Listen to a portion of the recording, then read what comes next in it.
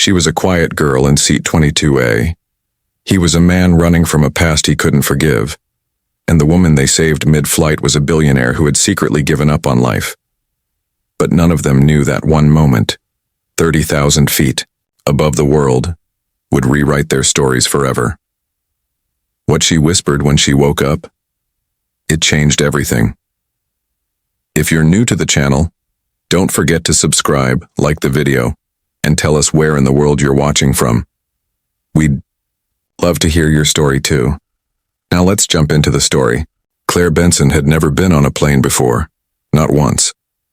At 13 years old, she'd learned how to pack light, sit quietly, and disappear into the background, skills you pick up in foster homes. But this flight was different. She wasn't going to another temporary place. She was going to Boston, somewhere new, somewhere unknown. She sat in seat 22A, right by the window, her small backpack wedged under the seat in front of her. She clutched her sketchbook tightly, fingers smudged with pencil from a drawing she wasn't yet brave enough to finish. Outside, clouds drifted like forgotten dreams. Inside, she watched people settle into their seats, lost in phones, headphones, and their own lives. Claire didn't make eye contact with anyone except once. Up in first class, she saw a woman, sharp in a dark coat, slip into her seat with the grace of someone used to being seen. Her name, though Claire didn't know it yet, was Evelyn Harper, one of the richest women in the country, owner of tech empires, speaker at powerful conferences, and famously alone. The flight was quiet for the first hour. Drinks were served, lights dimmed, and a gentle hum filled the cabin. Then everything changed. A loud thud echoed from the front. Some passengers turned. Claire sat up straight, her eyes scanning. A flight attendant shouted for help. People gasped. A man spilled his soda. Confusion turned into panic. The woman in the dark coat, Evelyn, was slumped in her seat, unmoving. "Is she okay?" someone whispered. "Call a medic," another shouted. The air thickened. No one moved. First class had frozen like a photograph. But not Claire. Her sketchbook slid to the floor as she stood. She didn't wait for permission. She didn't look around for help. She moved. Down the aisle, past shocked faces and wide eyes, she knelt beside Evelyn Harper and pressed her fingers to the woman's neck. "No pulse," Claire said. Her voice was soft but steady. "She's not breathing." A businessman nearby muttered, "Where's this girl's mother?" Claire ignored him. She gently tilted Evelyn's head back, just like she'd been taught at the community center's CPR class 2 months ago. Her hands trembled at first, but she steadied them. She placed them right on Evelyn's chest and started counting. 1, 2, 3. Each push felt like trying to bring a rock back to life. Then, suddenly, a pair of larger hands joined. Hers. A man knelt beside her, gruff-looking, with tired eyes and worn jeans. He didn't speak right away. He just took over the compressions. "I've got this," he said in a calm, low voice. "You grab the oxygen mask." Claire didn't hesitate.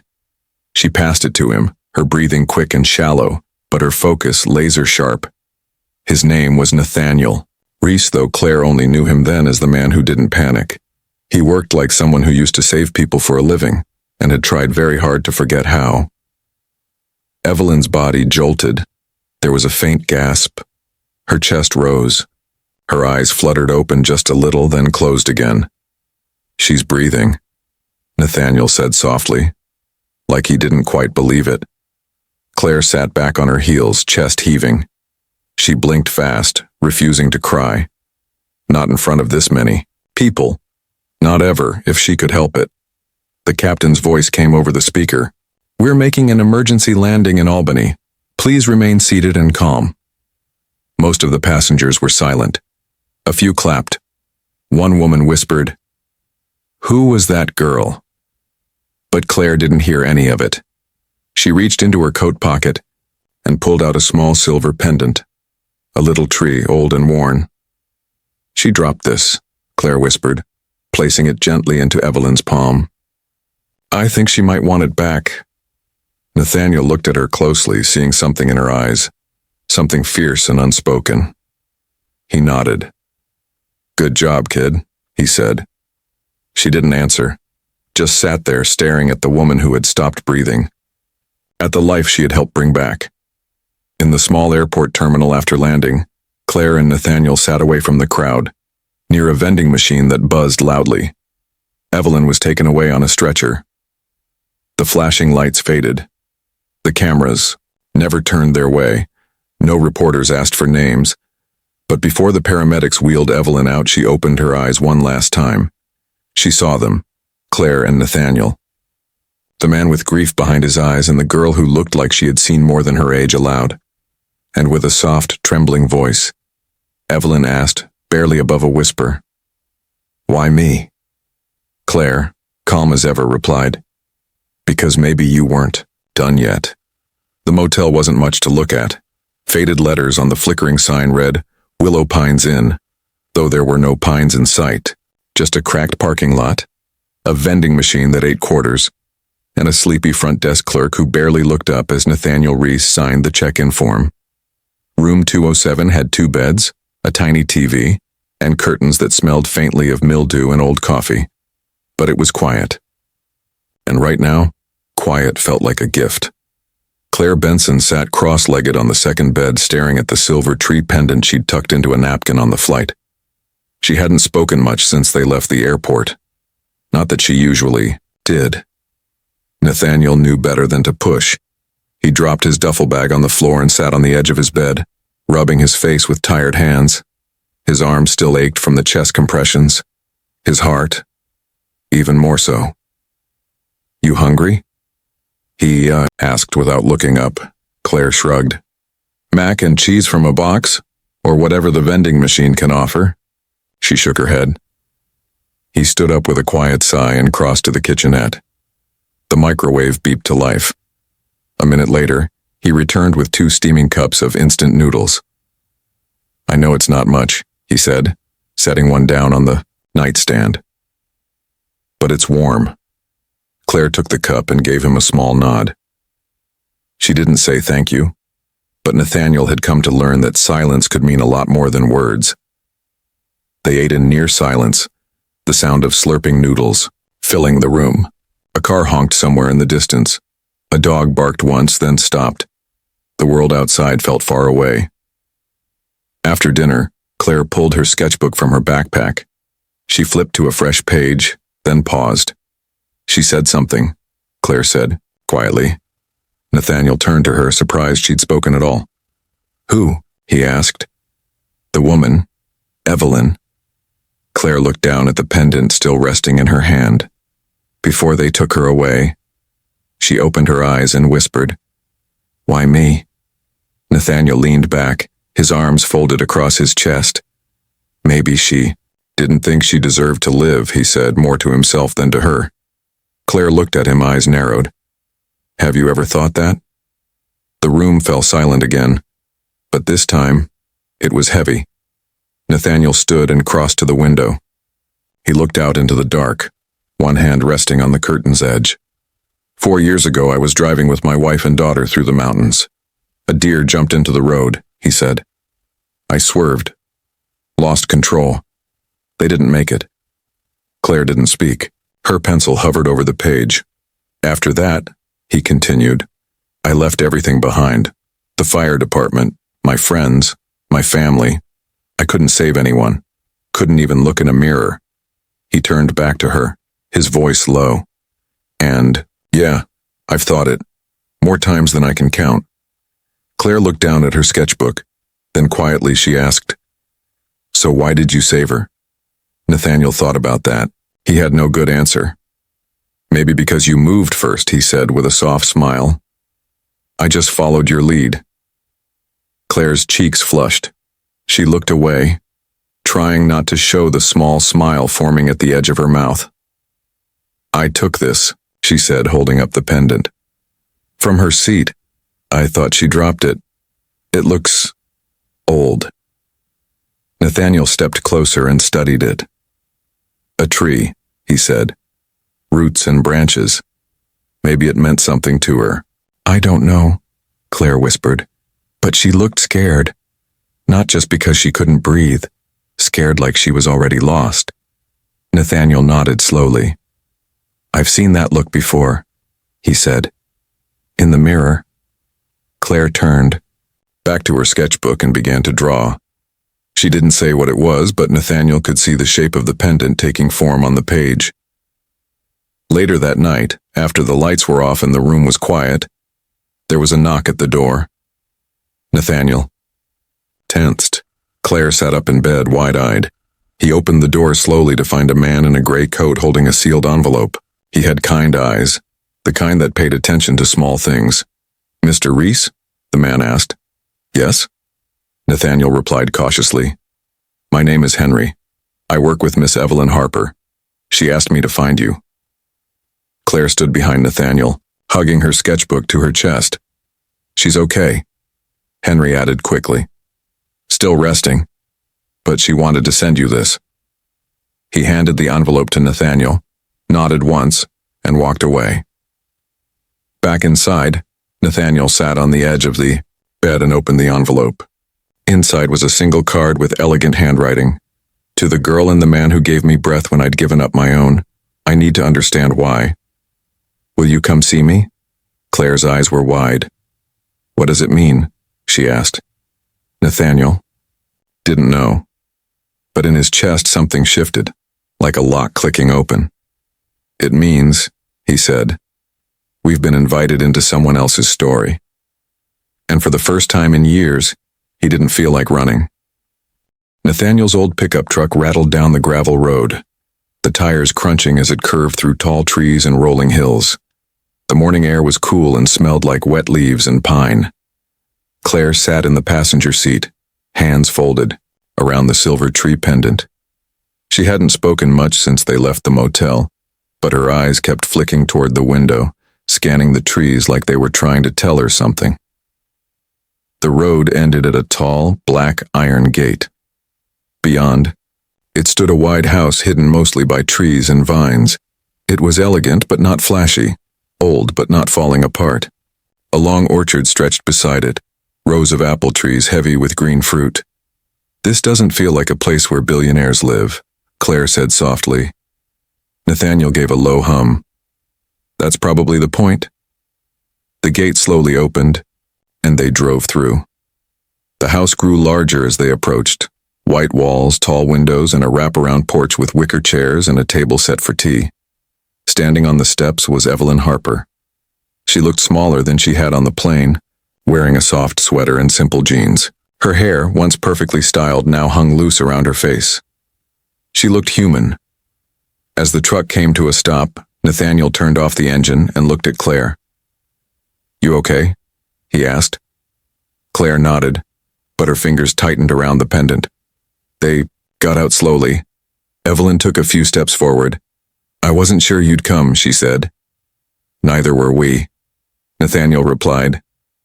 There was a short silence. Evelyn looked at Claire. You saved my life, she said simply. Claire didn't answer. Instead, she stepped forward, reached into her coat pocket, and held out the pendant. You dropped this, she said. On the plane. Evelyn blinked, surprised. Her hand shook slightly as she took the pendant and held it close to her chest. I didn't even know I still had this, she whispered. It was my mother's. Claire didn't say anything. She didn't need to. Inside, the house smelled of cinnamon and warm wood. The living room was filled with light, and the furniture looked soft and lived in. Not the kind of cold, expensive furniture you'd expect in a mansion.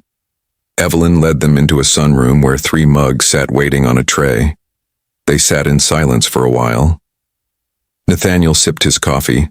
Claire ran her finger along the edge of the table, and Evelyn watched the wind move through the trees outside. I've had a lot of time to think, Evelyn said finally. Since the plane. Nathaniel nodded but didn't say anything. I keep wondering. Why was I saved?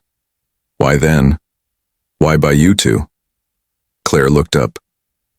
I don't think the world always gives answers like that. Evelyn smiled softly. Maybe not. but it felt like more than luck. They talked for a while. About the flight. About the fear.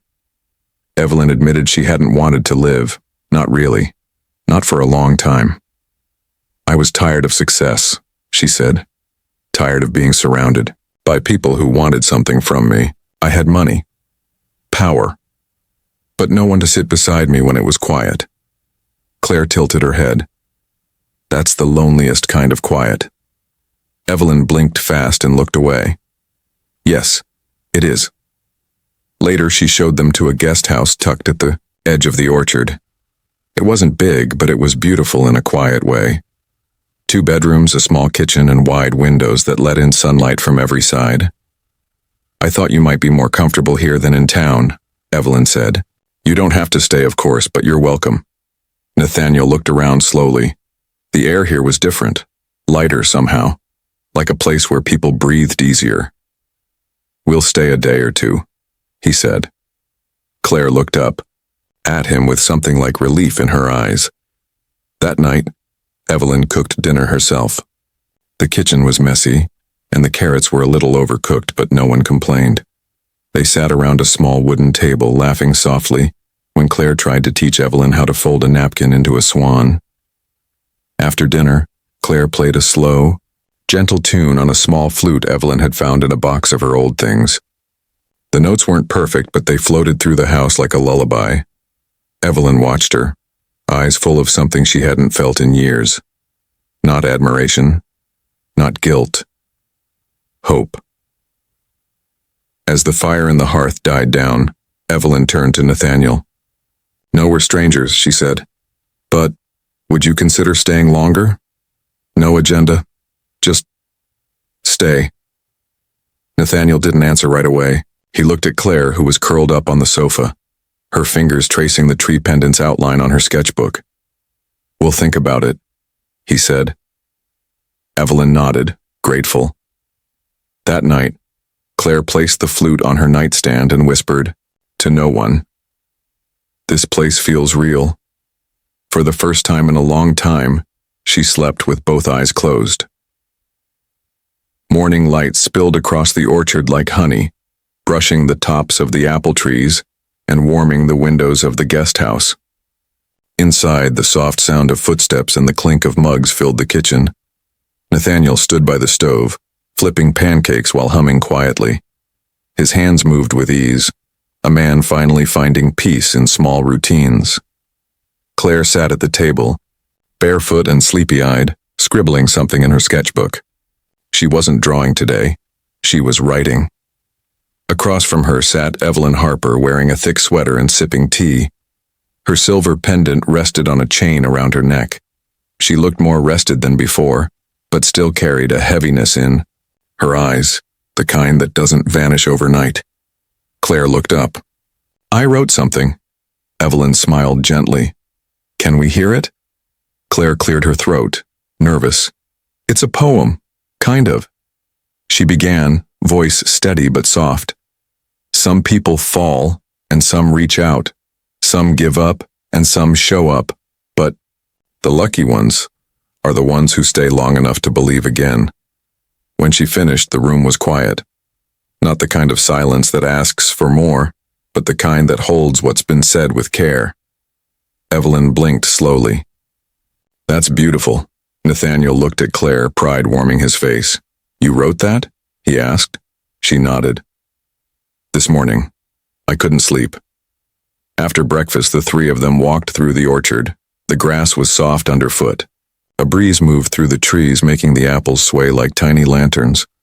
Evelyn paused beside an old bench. This used to be my favorite place as a kid, she said, before everything got so big. Claire sat beside her. Do you ever wish you could go back? Evelyn thought for a moment, then shook her head. I used to. But now I think I'd rather move forward, with the right people. Nathaniel leaned against a nearby tree, arms crossed. That sounds like a plan. Later that afternoon, Evelyn handed Claire a small wrapped box. Inside was a leather journal with thick blank pages and a ribbon to mark her place. For the stories you haven't written yet, Evelyn said. Claire smiled wide. Thank you. Then Evelyn turned to Nathaniel and handed him an envelope. It held official paperwork, signed and filed. Inside were adoption documents for Claire, listing Nathaniel as her legal guardian. He stared at the paper, eyes wide. I thought, she's already your daughter, Evelyn said. This just makes it real on paper. Claire looked up at him, eyes glassy. You really did it? He nodded slowly. I wanted to surprise you. Guess I got help. Claire launched forward and hugged him tight. She didn't say anything. She didn't have to. That evening, the three of them sat near the fire pit behind the guest house. The stars blinked overhead, quiet and watchful. Claire sat with her sketchbook on her lap, doodling in the firelight. Nathaniel poked at the embers. Evelyn leaned back in a lawn chair, wrapped in a blanket. Do you think this is forever? Evelyn asked suddenly. The question floated in the air. Nathaniel didn't answer. Right away, he looked at Claire, then up at the sky. I think forever is just another word for choosing someone over and over again, he said. And I'm choosing this? Claire smiled. Me too. Evelyn nodded, her throat tight.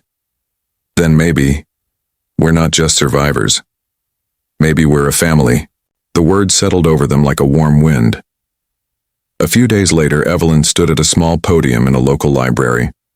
People filled the room, teachers, neighbors, even some of Evelyn's old business contacts.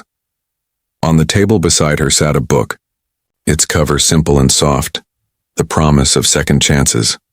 She cleared her throat and looked out over the crowd. I used to think success was measured in titles and numbers, she began.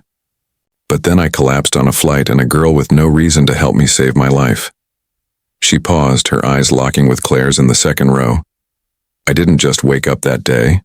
I started over. After the event, people came up to talk. Some shook her hand. Some thanked her.